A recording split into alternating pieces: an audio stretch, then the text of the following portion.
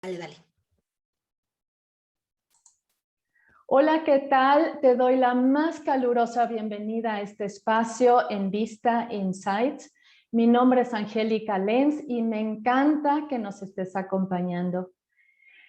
La movilidad para nosotros es complicada. Obviamente, entre mayor la pérdida de visión, también mayores son nuestras dificultades. En casa tenemos el territorio dominado y aún así llegamos a chocar o a golpearnos. Pero ¿qué tal afuera? Eso sí es otra cosa. En las calles, en las escuelas y universidades, en los comercios y oficinas, en hospitales y aeropuertos, eso es otra cosa. Y para hablar de este tema está conmigo una experta, una mujer impresionante que se ha dedicado con devoción a luchar por nuestra accesibilidad. Está conmigo Laura Bermejo, presidenta de la Asociación Civil Libre Acceso. Libre Acceso desde hace 32 años promueve la inclusión de las personas con discapacidad por medio de los derechos a la accesibilidad. Laura, para mí es un honor tenerte en este espacio. Bienvenida. Al contrario, Angélica, un gusto el poder estar en esta entrevista contigo, que aunque estamos a la distancia, te siento aquí muy cerquita y agradezco al contrario que me invitaras, el poder compartir, pues más que una expertise, que te agradezco esa enorme presentación, esta charla en donde abiertamente digo que nunca dejo de aprender, que nunca dejan de enseñarme y me encanta también pues convivir estas experiencias, ¿no? Y más de una luchadora como eres tú, una mamá con múltiples variables, una enorme escritora y pues gracias también por este espacio de sororidad, de conversar ambas, porque experta, llevas más tú en este camino que yo. No, no es muy distinto. Pero fíjate que con todo esto, antes de que nos platiques realmente sobre el libre acceso, me llama mucho la atención y quisiera ver si nos puedes compartir qué te movió para involucrarte en esto. Abiertamente creo y con el paso del tiempo que te puedo decir que he contestado esa pregunta cada que me la hacen de distintas formas. Y podrás decir, bueno, miente, ¿por qué cambia? No, yo creo que en realidad es conforme vas recordando o vas en el paso de la vida entendiendo por qué llegaste a determinadas circunstancias. La primera que te diría es si abiertamente me preguntan, ¿tenías algún familiar con discapacidad? Mi respuesta te diría directamente no. Tuve varios conocidos, parientes no cercanos que en algún momento de su vida tuvieron una condición de discapacidad, compañeros incluso de actividades extraescolares, pero por mi misma edad, por el contorno, por el contexto, yo creo que abiertamente, si te dijera, cuando los conocí o conocí a estas personas en edades tempranas de mi vida, pues no estaba desarrollada esta perspectiva de decir, ay, es una persona con discapacidad, ¿no? O sea, convivencia pues natural y sin interiorizar como tal ahora, ¿no? Si te digo activamente cuándo empezó mi lucha y defensa en el tema de discapacidad, en la universidad, haciendo el servicio social, en libre acceso con la academia tenemos varias colaboraciones y una de ellas es la Universidad La Salle. Yo me titulé de la carrera de Derecho en el campus de la Ciudad de México, en la Condesa. Y una de las ofertas para hacer tu servicio social era libre acceso. Y yo entré ahí. Entonces, abiertamente y conscientemente a mí me gusta mencionar que no es que antes no tuviera el tema de la discapacidad en mi vida, porque es un hecho que todos, y incluso si escarbamos en nuestro pasado y memorias, sí, sin duda hemos convivido con alguien con discapacidad, pero desde ahí yo puedo etiquetar que en el servicio social empezó mi lucha consciente por la defensa de los derechos de las personas con discapacidad y en particular, además de hacer el servicio social, con el que a la fecha sigue siendo mi mejor amigo, una persona con discapacidad visual, justamente. Él era el jefe del proyecto de servicio social, el responsable por parte del Libre Acceso, compañero también de la carrera, incluso de la misma generación, y por quien esos 5 años, pues, digamos, tuve múltiples alianzas, ¿no? La laboral, la de servicio social, el compañero de la universidad, y pues ese vínculo afortunadamente nunca se rompió. Esperemos tampoco eso pase, aunque la vida pues nos ha colocado en diversos espacios. Y sí, gracias a Héctor Figueroa es que yo, digamos, más arduamente y estrechamente es que conozco el trabajo de Libre Acceso y la defensa y todo lo que llevó el acercarme al tema de la discapacidad. Qué interesante, se me hace muy interesante. Y ahora sí, quisiera que nos platiques sobre el libre acceso. Yo sé que quieren acortar esta brecha arquitectónica, cultural, social, que luego se crea con la discapacidad. ¿Qué nos puedes platicar sobre eso? Pues, y primero invitarles, porque la historia del libre acceso, no quiero sonar soberbia porque incluso no es la mía, sino es la de la institución, es extensa, enorme, con mucha evolución, pero también a través de muchas alianzas, ¿no? Libre Acceso se conforma el 28 de noviembre de 1989. Como mencionabas, estamos por cumplir 32 años de actividad operativa de la organización y ha sido un ejercicio de evolución sumamente interesante porque empezó con la fundación de grandes personas con discapacidad, defensoras y promotoras de los 80s.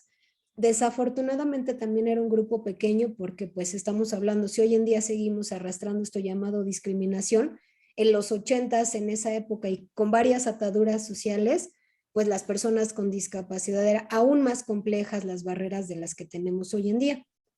Y justamente el presidente vitalicio de Libre Acceso, Federico Flashman, junto con otras personas con discapacidad motriz, fundan Libre Acceso.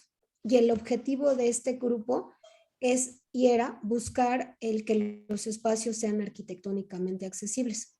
Empezaron justo con la denuncia y la demanda en establecimientos mercantiles, ¿no? Hace un rato conversabas esto, ¿no? Que qué complejo es que en los espacios públicos se garantice la accesibilidad y ellos con una situación de poder trasladarse, salir, pagar incluso su comida, pues no podían llegar a algo tan básico como un restaurante, ¿no?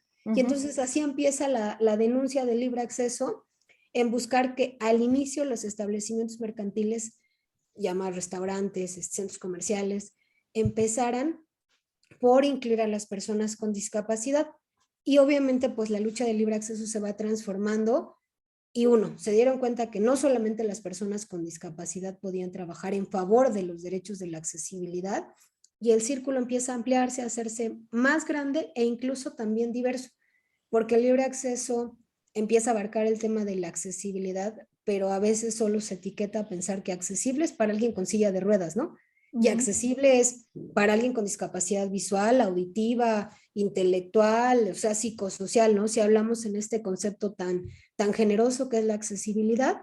Y entonces al libre acceso se empiezan a integrar personas que no tienen una discapacidad, que no viven con una discapacidad, que no son familiares, que son profesionistas, que son prestadores de servicio social, invitados. Y entonces el círculo empieza a crecer, y también se incorporan personas con otro tipo de discapacidad.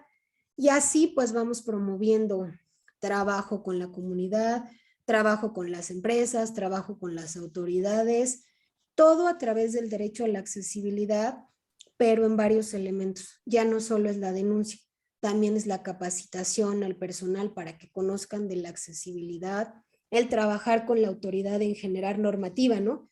Porque ¿qué pasaba con quien no sabía del libre acceso, no?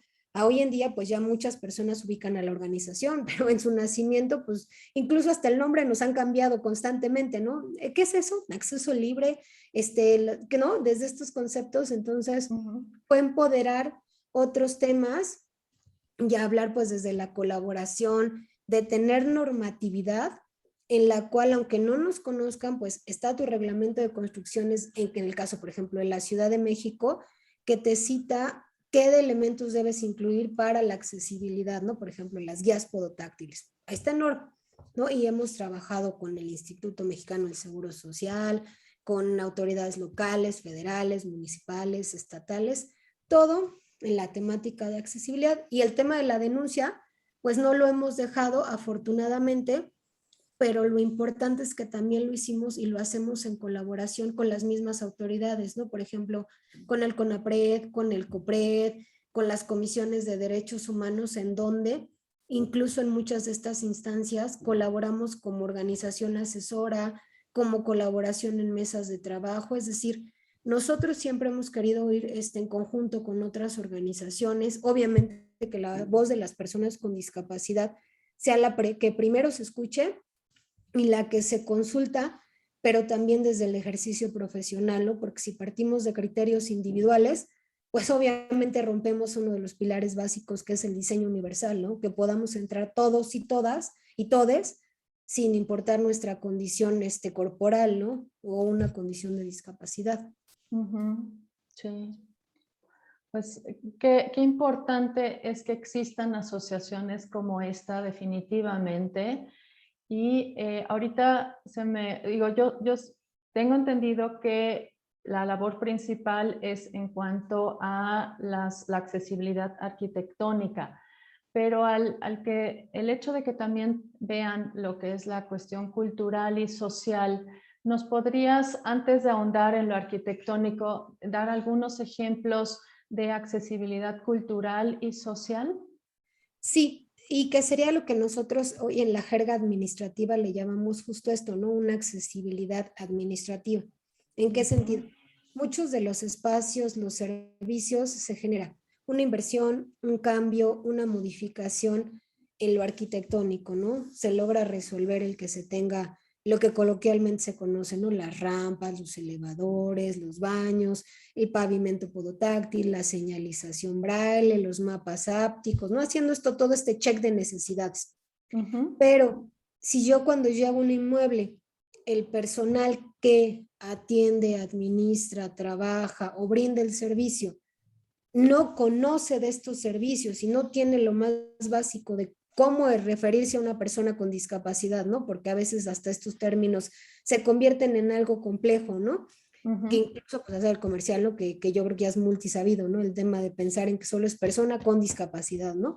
Entonces nosotros en esto de las barreras culturales y sociales, primero buscamos el hacer un equipo y colaboración con las empresas, con las personas de seguridad, con las empresas que brindan un servicio administrativo para que no solo se queden en lo arquitectónico, ¿no? Porque desde un maltrato, la negativa de un servicio, incluso muchas de las cuestiones no solo responden o atienden una necesidad arquitectónica, ¿no? Peculiar el caso de las personas que viven con una discapacidad auditiva, ¿no?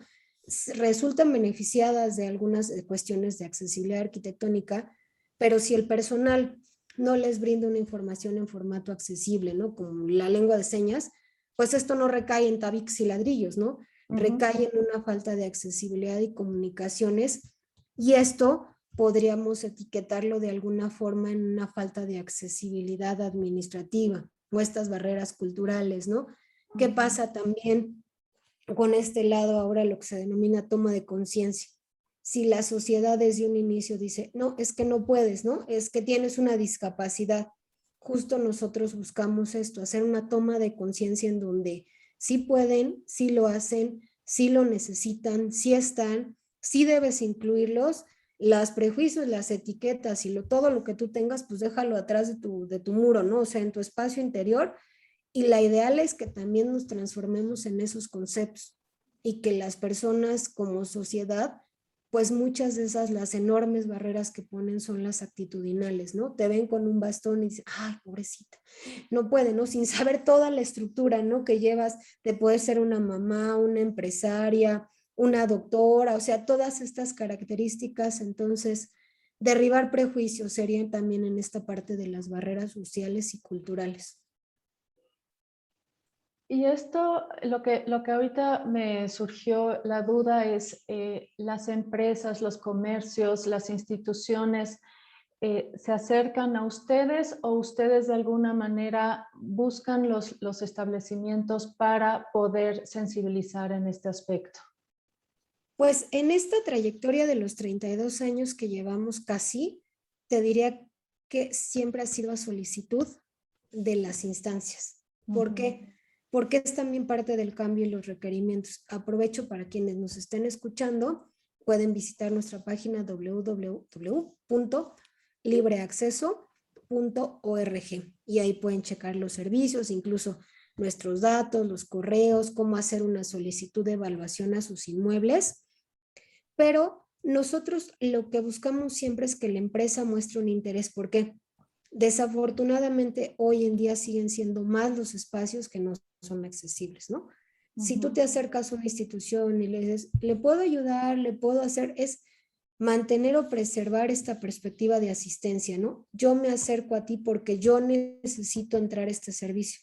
Y al contrario, cuando como empresas nos buscan a nosotros, a las instituciones, porque afortunadamente tampoco somos las únicas, muestra también un cambio de cultura, ¿no? Que la empresa está destinando un interés, un seguimiento, asignar una persona responsable y bien o mal, lo más importante también, que tienen su perspectiva un presupuesto para llevar a cabo todos los cambios, ¿no? Entonces, la mayoría de los inmuebles que hemos evaluado y las empresas y las instituciones y las autoridades con quienes hemos colaborado se acercan a nosotros.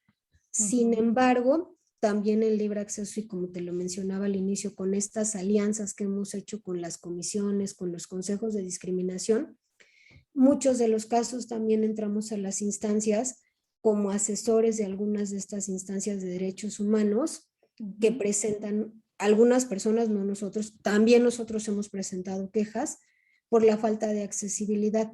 Entonces sí, hay ocasiones en que nosotros sí buscamos o entramos directamente, pero es a través de una denuncia, ¿no? Fui a un cine y en el cine me discriminaron porque no había características de accesibilidad, entonces a través del libre acceso y en un área que denominamos comisión legal, brindamos también asesoría gratuita, siempre y cuando sea en materia de derechos humanos, a personas con discapacidad, únicamente también a sus familias, para presentar quejas por la negativa de accesibilidad a determinados servicios, y entonces ahí también podemos intervenir. Cuidamos mucho esta participación, porque pues tampoco nos gusta esto de ser juez y parte, ¿no? Te denuncio, pero a la vez te me encargo de hacerte el diagnóstico y a su vez soy el quejoso y a su vez soy el cliente, ¿no? O sea, esto se vuelve muy confuso y al hacerlo tan enredado, ni siquiera operativiza la colaboración, ¿no? Entonces, mejor nosotros preferimos hacer este acompañamiento y seguramente desde la formación de abogada que tengo de que siempre es mejor un buen arreglo al mal pleito, pues también que las empresas entren convencidas de que van a implementar como una necesidad de la institución, no de la persona que va a acudir a los servicios. Okay. Ahora, en cuanto a la evaluación que hacen de los edificios, ¿qué nos puedes platicar acerca de eso? Porque, como dijiste hace un rato, obviamente pensamos en rampas, por ejemplo, en primer lugar, ¿no? Pero abarcándolo a la discapacidad visual, a tantas otras, ¿en qué tanto consiste, qué tanto abarca esta evaluación? Pues mira, nosotros desde un inicio lo que siempre buscamos es, se habla mucho de la inclusión laboral, ¿no? De vamos a promover el contratar a las personas con discapacidad, el que entren a nuestras instalaciones, abrimos plazas, pero también comentar con las organizaciones, las personas, las empresas, que un proceso de inclusión es complejo y es arduo desde pensarlo en una perspectiva profesional, ¿no? Porque a veces solo se habla de, es que contratamos 5 personas, las incluimos aquí, pero no entender todo el complejo que se requiere cuando se incluye laboralmente una persona con discapacidad. Y ojo, no estoy diciendo que sean complicadas las personas con discapacidad, me refiero a que nosotros como sociedad necesitamos generar esto que se denomina pisos parejos, pero no por el tema de la accesibilidad, sino en tema de derechos, a que las personas con discapacidad que se integran a un ámbito laboral tengan, se les mantenga y se les garantice condiciones de trabajo accesibles. ¿En qué sentido? Pues que la infraestructura sea accesible para ellos, que las y los compañeros que no viven con una condición de discapacidad generen espacios armónicos de derechos inclusivos para los compañeros que pueden entrar con discapacidad, pero incluso desde las mismas políticas de las organizaciones, ¿no? Porque es muy sencillo decir, incluyo a 5 personas con discapacidad, pero no tienes un autodiagnóstico, ¿no? De saber si, por ejemplo, desde lo más básico, como una plataforma web accesible para una persona con discapacidad visual que vas a contratar en un perfil de facturas, ¿no? El problema no es la persona porque puede tener un currículum impresionante, ser una contadora muy capacitada, tener varias maestrías, pero si se enfrenta a un obstáculo que la plataforma web donde va a desarrollar su trabajo operativo no es accesible, pues ahí quién va a quedar mal. La persona con discapacidad, ojo, no es que no tenga toda la formación profesional. De nueva cuenta, ¿no? La barrera para ejercer su trabajo se encuentra presente ahí y entonces también es informar, que digo que todo es siempre un círculo, ¿no? De informar a las empresas, oiga, su empresa no es accesible por estas características, pero no solo es lo arquitectónico, no es también pensar en accesibilidad web o digital, en capacitación, en información, en comunicaciones.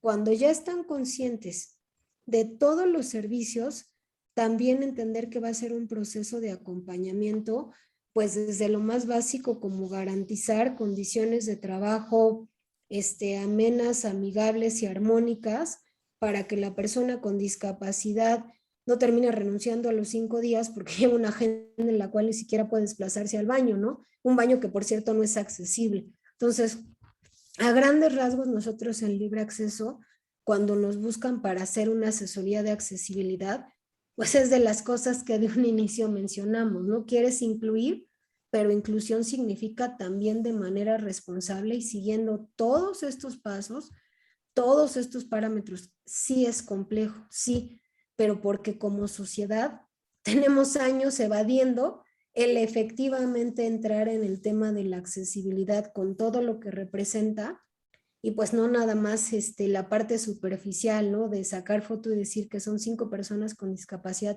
trabajando cuando sus condiciones al interior de la empresa, pues empezando con las políticas, ni siquiera son en una perspectiva de inclusión, ¿no? Entonces, suena regaño, pero no es regaño, es buscar que las empresas pues también le entren al tema con todo lo que representa, ¿no? Y que genera beneficios que las instituciones a veces lo toman como una monserga, pero no, hablemos de pensar desde plusvalía, desde perspectiva, y para otras empresas, incluso transnacionales, pues es obligación, ¿no? Cuando llegan a territorio mexicano, pues ya llevan reglas, incluso de estas alianzas internacionales. Uh-huh. Ahora, yo sé que tienen casos de éxito de lugares que han asesorado y que han implementado todo esto. ¿Nos puedes platicar alguno? Sí, tenemos muchos casos de éxitos a través de la historia, pero también es importante saber que un caso de éxito debe mantenerse, ¿no? Porque nosotros en Libre Acceso hemos entregado a lo largo de nuestra historia diversos reconocimientos que entregamos cuando las empresas arquitectónicamente son accesibles. Ahora, y el que citaré que no deja de encantarme desde mi espacio personal, es el Museo de Memoria y Tolerancia. El Museo de Memoria y Tolerancia que está en la Ciudad de México, desde su conformación, desde planos, desde literal concreto y ladrillos, nos invitaron a colaborar gracias a la alianza de CONAPRED respecto de la accesibilidad en el inmueble. Y este espacio pues los arquitectos, las personas, los directores, las donadoras, hicieron todo este proceso de lograr que el Museo Memoria y Tolerancia garantizara arquitectónicamente la accesibilidad. Pero también otro ejemplo que me gusta es que no solo se quedaron con que el edificio sea accesible, generan rutas, generan, por ejemplo, contratación a personas con discapacidad, préstamo de silla de ruedas, ofrecen constantemente y ahora también en estos cambios de servicios, muchos ya en digitales, en la agenda que pueden buscar la cartelera mensual de los cursos de capacitación, servicios, charlas, conferencias que brindan, es importante porque cada cierto tiempo, a veces cada mes, cada dos, alguna de las charlas que brindan también es en tema de discapacidad, ¿no? En caso de discapacidad de derechos, discapacidad de protección civil, diversidad, y hablan también desde la perspectiva de discapacidad, pero cuando hacen exhibiciones temporales, siguen manteniendo el que se brinden los servicios de accesibilidad. A veces, y también pues obviamente con todos estos recortes de presupuesto, ha habido ocasiones que no incluyen accesibilidad, por ejemplo, visual, pero siempre están conscientes, ¿no? Buscar algunos ajustes razonables de cómo seguir brindando un servicio.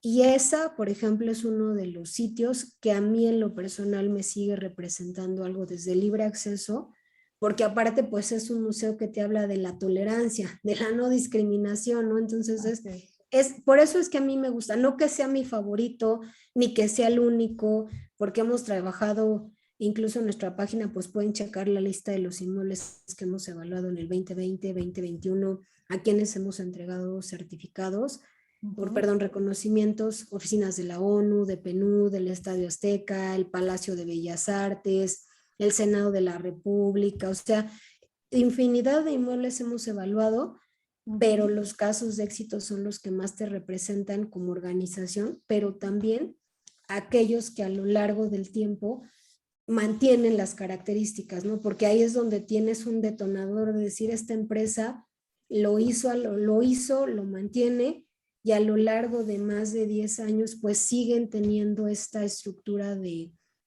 importancia porque lograste interiorizar, ¿no? O sea, no fue por el ejercicio presupuestal del 2021 para ganar un premio, ¿no? Que lo hicieron, lo hacen y lo mantienen. Entonces, sí. Qué bonito ejemplo. Y ahora, pensando en la discapacidad visual, como tú bien sabes, es un mundo muy, muy complejo que abarca la baja visión y la ceguera, y son condiciones y requerimientos muy distintos. En cuanto a la labor de libre acceso y en sí la accesibilidad, ¿qué nos puedes decir de esto? Pues nosotros en libre acceso buscamos y promovemos prioritariamente la accesibilidad arquitectónica. Sin embargo, como lo he venido citando a lo largo de nuestro diálogo, no solamente nos enfocamos a eso. Me permitiré citar, pues desafortunadamente la pandemia que nos sigue acompañando y todo lo doloroso que ha representado, en especial pues para pérdidas de vidas, familias, integrantes, humanidad, los cambios económicos, emergencias humanitarias, entre otras, pero citaré desde la perspectiva de la transformación a la ciudadanía, nuestras costumbres, y pues ahora, ¿no? Este ejemplo que de esta charla, pues a diferencia de años atrás, el tenerla presencial, pues se transformó a lo digital. Y nosotros en libre acceso, pues igual que el resto de la mayoría de los que tuvimos este privilegio de confinarnos en casa, pues los servicios de escuela, trabajo, esparcimiento, infinidad, bueno, hasta hacer el súper, ¿no? Era servicios digitales a través de una app, de una plataforma, de nuestra página web. Y justo nosotros el año anterior hicimos una actualización de nuestra página web porque pues tenía sí criterios de accesibilidad, pero ¿qué pasaba con esta población con discapacidad visual que acudía a nuestra página, que quería obtener información desde lo más básico como medidas de prevención, ¿no? De salud, de emergencia, y pues que no lo encontraban en otras páginas, a veces ni las gubernamentales, porque el sistema de accesibilidad estaba caído, no subían con premura la información, informar hasta después.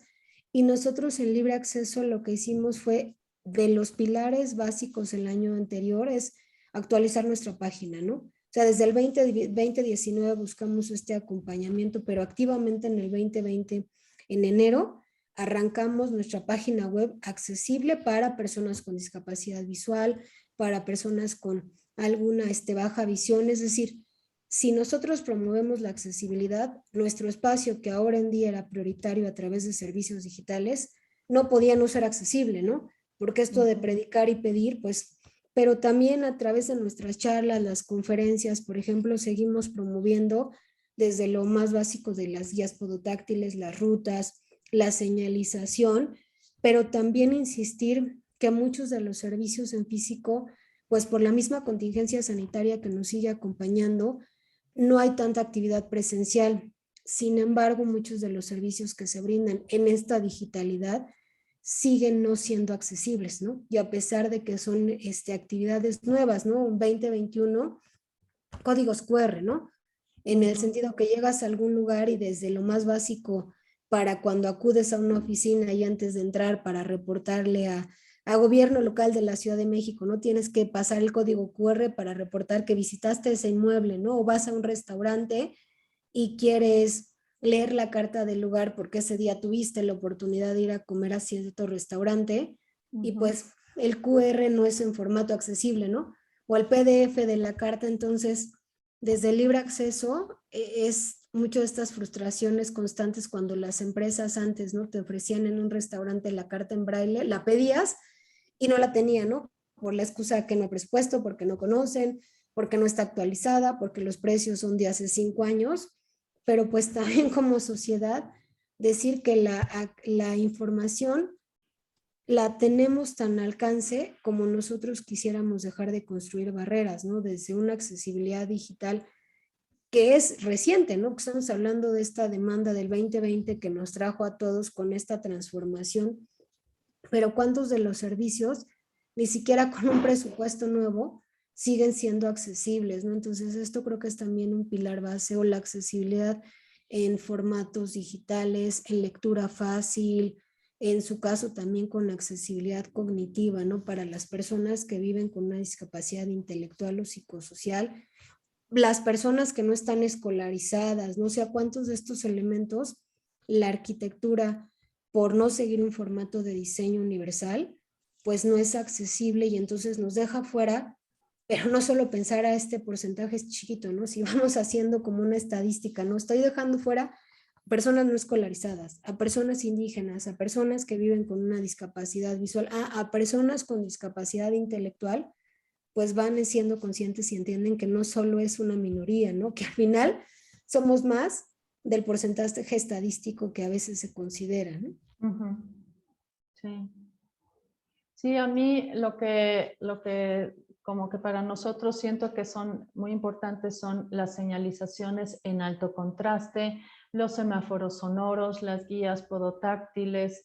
O sea, yo creo que esas son en nuestro caso como que lo más importante, ¿verdad? Pues sí, incluso pensar en que una ciudad, un espacio, hoy, ¿no? Que estamos en estos marcos, por ejemplo, de celebrar, conmemorar, ¿no? Diversos eventos a lo largo del mes o esto, ¿no? Hablar, por ejemplo, días previos, el Día Mundial de Sin Auto, ¿no? El Día de la Movilidad, el Día del Peatón, o sea, pensarnos en esta perspectiva, como lo citabas, de un usuario que requiere determinados servicios, pero a veces pensar que un semáforo sonoro solo es útil para alguien con discapacidad visual, pues no, ¿no? Porque también, por ejemplo, a un niño o niña, las primeras infancias, ¿no? Que salen con papá, mamá, tutor, cuidador, persona responsable a su cargo, dices, pues un semáforo sonoro es también lúdico, ¿no? Para enseñarle a un niño, una niña, y el cruce tal, o las imágenes, ¿no? Esta señalización que decías de alto contraste, es de utilidad para quien vive una discapacidad, pero para quienes llegamos a un inmueble y es la primera vez que conocemos el espacio, pues contar con señalética en formato accesible nos es útil a ambas, ¿no? Porque Claro. sé dónde llego al baño, dónde voy a... Y además ahora también con estas nuevas variables, incluso al salir a los espacios públicos, pues con una barrera adicional que es los cubrebocas, ¿no? Las caretas, que las necesitamos para preservar y mantener nuestra salud. Pero ¿qué pasa, por ejemplo, con las personas que viven con una discapacidad auditiva, ¿no? Que hacen a través del uso de la lectura de los labios, ¿no? La lectura facial, pues con la careta, ¿no? Y entonces de nueva cuenta ya no solo es un tema de arquitectura, es de algo tan básico que se convierte en una contradicción, ¿no? Tengo que usar, y soy ferviente promotora, y usemos nuestro cubreboca porque a muchos nos ha mantenido sanos y sanas de COVID por seguir estas reglas independiente de las creencias, usen el cubrebocas, es lo que a nivel internacional pues ha dado mayor efectividad. ¿Y qué pasa también, no? Cuando este uso de cubrebocas pues genera una barrera para otro tipo de población.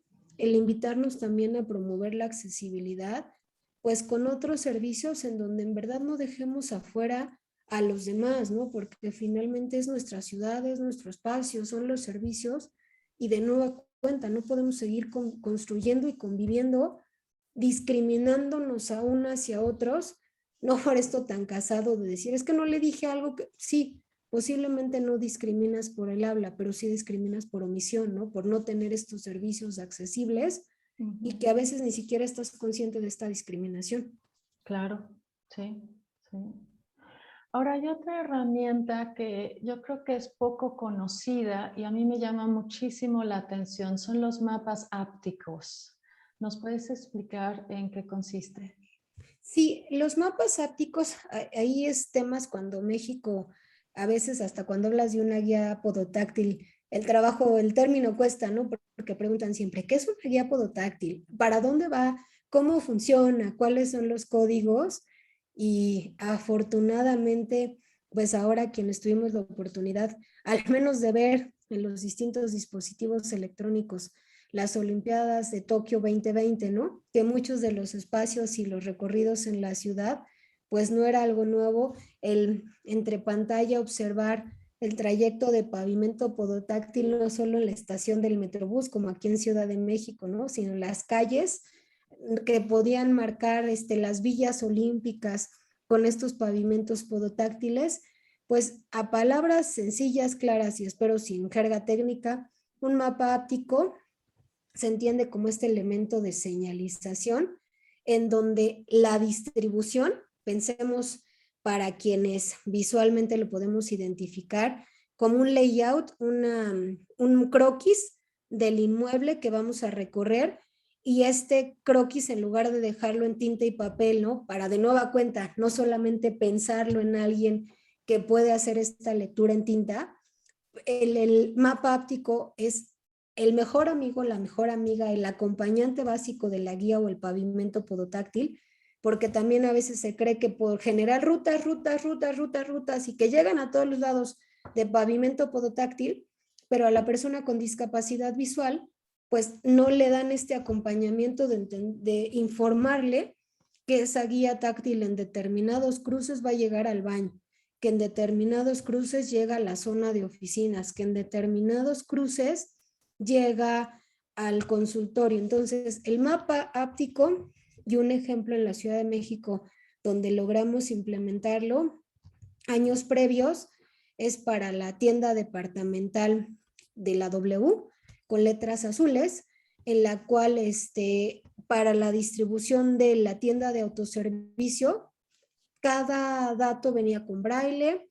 en alto relieve para que las personas con discapacidad visual tocaran e identifiquen en una percepción de alto relieve, incluso con el braille, a la izquierda en 5 pasos está la salchichonería, pero más adelante está la zona de artículos de limpieza. Entonces, en nuestro país, el hablar de un mapa áptico ni siquiera tendría que ser tan difícil de explicar, de conceptualizar y de entender, ¿no? Porque hemos promovido el pavimento podotáctil, pero a veces se cree que es lo único que se necesita colocar.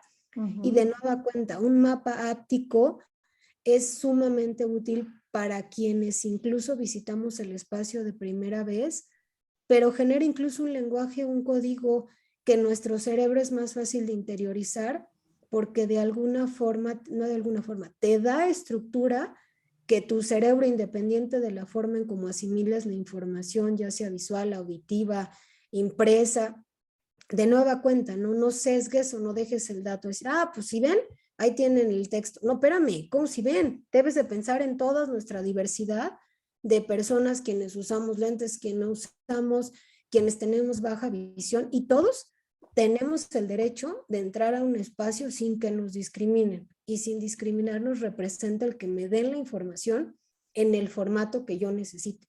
No porque sea especial, no porque sea un cliente preferente, no, porque el inmueble debe brindar el servicio con las características que se necesita para todos. Y todos es todos, ¿no? No solamente quienes representan la cotidianidad o lo que es más fácil para la empresa, ¿no? Pues hago en tinta y ya, no, espérame, eso no es solo una información.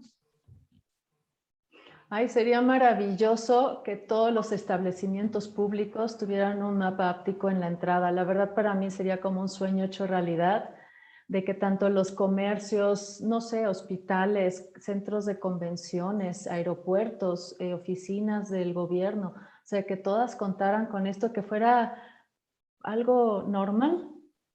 Es que debe ser algo normal e incluso yo creo que nos vendría muy bien para quienes visualmente no han logrado como conceptualizar lo que para ti, para mí ya es algo cotidiano, el mapa áptico, compartirles una fotografía, obviamente con descripción, de que sepan que es un mapa áptico, pero es que debería ser lo normal, ¿no? Porque finalmente esto que mencionas, ni en los servicios tan básicos, pero aparte también en espacios que por sus mismas dimensiones es complejo ubicarte, ¿no? El aeropuerto, ¿no? Ahora que mencionabas, pues un aeropuerto es complejo, pero si me das la información desde lo más básico de cómo saber qué dato tengo, un centro comercial, o sea, se quedan a veces siempre en estos directorios electrónicos, en los tótems digitales que aparte son de touch, que ni siquiera tienen formato accesible, ¿no? Y de nueva cuenta, pues se piensen que ese es el servicio que todos necesitamos, cuando pues ahora es pensar en nuestra diversidad y además los requerimientos de COVID, porque pues finalmente ahora hay muchas cosas que también nos imposibilitan desde lo más básico como tocar, ¿no? Para quienes en día pues es un requerimiento básico, ¿no? No es que yo quiera pues mi necesidad para conocer el exterior, tocar, ¿por qué? Porque es el braille, ¿no? Porque es mejor pensemos cómo promovemos y mantenemos la limpieza de esos espacios, en lugar de decir, no, no los pongan porque es dañino, porque la gente se contagia. Espérame, si garantizas que esto siga siendo accesible, pero además mantenga la sanitización y yo pueda hacer uso de este servicio, o no va a ser así, pero dame otra herramienta que de nueva cuenta lo que platicaba hace un rato, ¿no? Que me mantenga en este piso parejo, en donde yo tenga los servicios al igual que el resto de la población, porque esto es lo normal, eso debe ser lo normal, no pensar en estas rutas específicas, o no se preocupe, yo la llevo a recorrer todo el centro comercial voy a comprar cosas, voy a hacer mi espacio individual, hoy quería salir sola, no quiero que alguien en la calle me ande acompañando, porque es mi derecho incluso a la autonomía y a la individualidad, ¿no? Sí, ciertamente, sí. Oye, Laura, y sé que el libre acceso cubre la República Mexicana. ¿Qué nos puedes decir acerca de esto?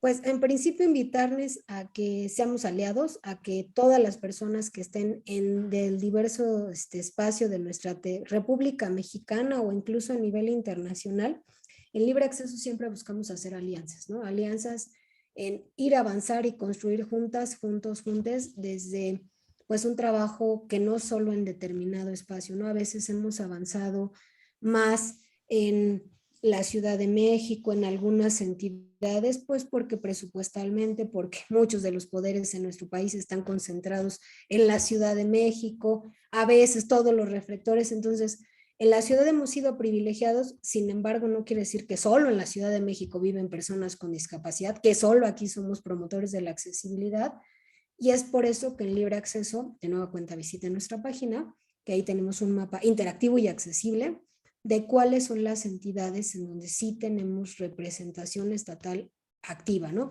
Morelia, León, Guadalajara, Morelos, San Luis Potosí, Torreón, Coahuila, Durango, entre otras.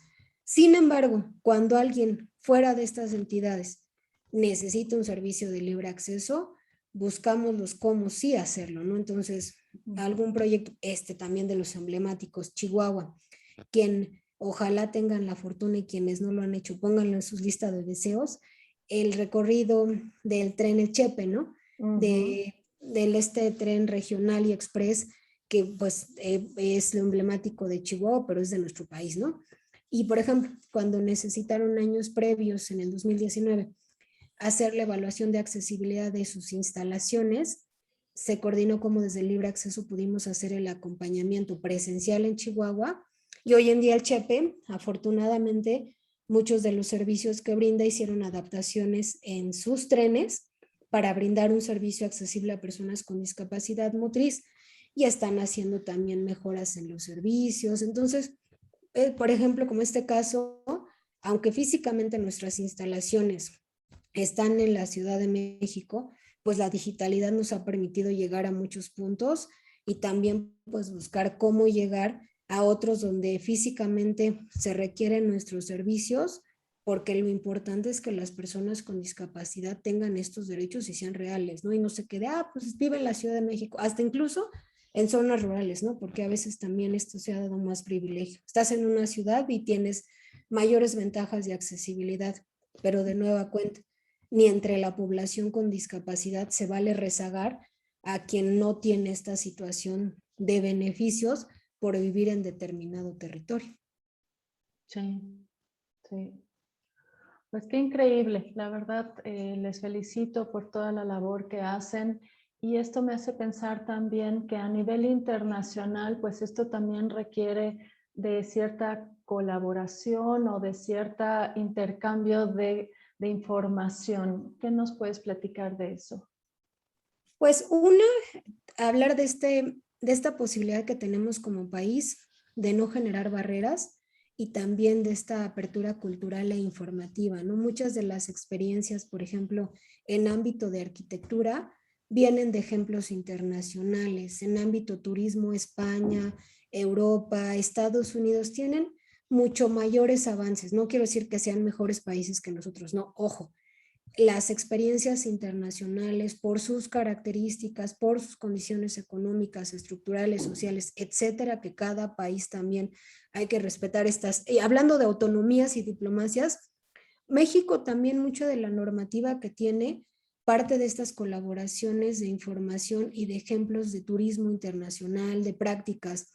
La reglamentación que tenemos en México deriva de la ADA, ¿no? De estos requerimientos de accesibilidad de Estados Unidos que se tomaron y se implementaron para la normatividad local y son los ejemplos que nos han acompañado a lo largo de los años. Se han renovado, se han transformado, obviamente la ergonomía, las características se han actualizado, pero a partir de que nuestros ejemplos y las alianzas, por ejemplo, en Ciudad de México y en otras partes de nuestro país, pues implementar el Metrobús, ¿no? El sistema de transporte viene de un ejemplo de Colombia, ¿no? De este transporte que hoy en México es de los accesibles, Ciudad de México, ¿no? El del Metrobús, pues viene de una práctica de implementar o muchas de las unidades, por ejemplo, de transporte accesible, se traen de otros países, a veces de lo más básico como un elevador, ¿no? Afortunadamente en nuestro país, y esta también es una invitación, a que los investigadores, los productores, los diseñadores, todas estas áreas, pues también hoy en día tenemos mucho avance en México de generar también productos, ajustes, información local, ¿no? Es decir, de grandes diseñadores mexicanos, porque esto también representa algo que ha sido una enorme barrera, los costos, ¿no? A la vez es una necesidad para alguien con discapacidad motriz, ¿no? De conseguir un colchón, de hasta anteescaras, una silla de ruedas, ¿no? Con las características que necesita, pues siguen siendo servicios no accesibles porque en México pues no tenemos también estos productores o hay que seguirlos trayendo de otros países para poder implementarlo con todas las características, ¿no? Entonces, es vital hacer alianzas. Sí, sí, me queda muy claro. Ahorita que mencionaste las diferentes profesiones, como que pienso que sería bueno, o a lo mejor ya es una realidad y yo lo desconozco, el que los estudiantes de diversas carreras tengan como materia esto de la accesibilidad. ¿Ya es una realidad o sería algo que se debería de implementar? Yo, con el trabajo que hemos hecho desde libre acceso y cercanos a la academia, en realidad no es algo nuevo. A la Universidad Iberoamericana, por ejemplo, dentro de las materias de currícula y el servicio que tienen los arquitectos, está la materia de accesibilidad, pero la UNAM, por ejemplo, también tiene muchos espacios, talleres, el Tecnológico de Monterrey, las universidades. Hoy en día, al menos en la academia, se ha avanzado y se brindan mucho más servicios, pero no solo en la arquitectura, ¿no? Pedagogía, investigación, bioética, o sea, ya hablar de la diversidad y de la inclusión desde academia hemos tenido muchos avances y es sumamente importante que desde el ámbito escolar, yo te diría desde niños, ¿no? Desde lo más básico como en un libro de texto gratuito y público, pues se hable de los requerimientos de las personas con discapacidad, porque es algo que se va a hacer habitual, ¿no? Y empezar desde las niñas, niños, adolescentes, los actuales profesionistas, ¿no? Porque mucha de la gente pues ya desde la universidad es practicante, es pasante, ¿no? Los médicos, los residentes, o sea, sí hablar de la discapacidad desde no solo de determinadas profesiones, ¿no? Porque la discapacidad es una perspectiva integral, ¿no? Hablar desde yo qué carrera decidí, seguro en la carrera que yo esté ejerciendo, puedo hablar de discapacidad y de las herramientas que se necesitan para mantener una condición de vida accesible, ¿no? Eso me hace pensar en el lema que tiene el libre acceso, que es que la accesibilidad se haga costumbre. Sí, pues es uno de los detalles y que también para otras luchas, ¿no? Por ejemplo, de feminismo, de derecho a las mujeres, de determinadas características, que pensemos que aunque la accesibilidad es un derecho, pues se haya como una práctica, ¿no? Porque a pesar de toda esta charla que llevamos de la existencia de la Convención sobre los Derechos de las Personas con Discapacidad, que existan organizaciones como la nuestra y muchas más que siguen buscando garantizar pues los derechos de las personas con discapacidad, es evidente y pone en el radar o en la lupa el decir que algo nos sigue faltando, ¿no? Porque si seguimos hablando de esto, quiere decir que no lo hemos conseguido, ¿no? Entonces seguimos siendo luchadores, luchadoras, pensando en lograr a esta meta, cuando la historia de la discapacidad lleva historias, años, trayectos, o sea, no es algo nuevo, ¿no? Y desafortunadamente, pues incluso, ¿no? Con esta misma pandemia, convendrá voltear a mirar las cifras, ¿no? Porque muchas de las personas que quedan con alguna secuela de COVID, pues hay alguna disminución en la funcionalidad, ¿no? De alguna característica visual, de motricidad, ¿no? Entonces pensar en que la discapacidad incluso temporalmente puede acompañarnos y que como sociedad debemos estar preparados. Sí. Ahora, tú como presidente de Libre Acceso, ¿qué proyectas tú para el futuro? Digamos ya terminando, saliendo de la pandemia y pudiendo llegar a algún tipo de normalidad, entre comillas. Pues como sueño, como de esta cartita a los reyes, ¿no? Pensando en esta infancia, yo quisiera un mundo diverso y un mundo incluyente, ¿no? Ya hemos vivido, ya hemos tenido suficientes pérdidas en muchos sentidos derivada de esta misma pandemia. Hemos conocido la fragilidad de la vida, la fragilidad de las condiciones.